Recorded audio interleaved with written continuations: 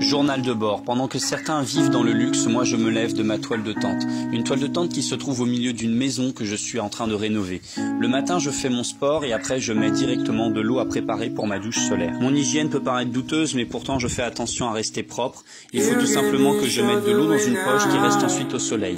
Après, c'est le moment de faire la vaisselle après le petit déjeuner, donc je dois remplir une jarre et faire ma vaisselle directement avec des récipients pour récupérer l'eau vu que c'est quand même un peu la sécheresse. Depuis peu, j'ai l'électricité grâce à ma station solaire et ça j'en suis bien heureux, ça me permet de conserver plus facilement tout ce qui est fromage.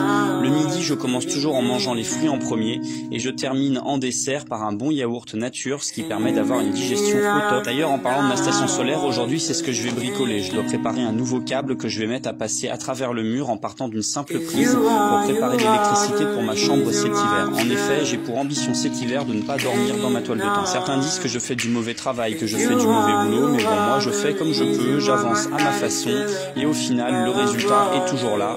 J'ai préparé ma prise électrique et ensuite je suis passé à la suite, donc la réparation de la porte qui était un petit peu branque-ballante, donc il fallait juste resserrer les pommelles au niveau des charnières. J'en ai également profité pour régler la poignée et après hop à la douche, donc j'ai récupéré ma poche qui restait donc en plein soleil pendant toute la journée et elle était bien chaude, donc je l'ai installée directement dans ma fabrication qui se trouve donc au milieu du jardin.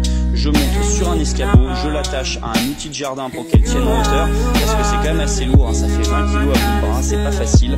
Et après hop, je me déshabille et bien je me trouve au milieu de mon jardin, ça c'est original, on peut pas se mentir. Très honnêtement, même si c'est vraiment pas confort et que vous allez voir, je suis sur une palette, hein, donc c'est pas très agréable. Il y a des trous partout, l'eau est quand même chaude et même si la quantité est assez légère, ça suffit pour se savonner. Savon d'Alep, très important parce que l'eau va ensuite directement dans le potager. À partir du moment où on utilise un savon biologique, il n'y a pas de souci pour rejeter l'eau directement dans son jardin. Donc voilà, j'espère que le résumé de cette petite journée vous a plu. Moi je retourne donc manger pour la soirée et je vous dis à une prochaine.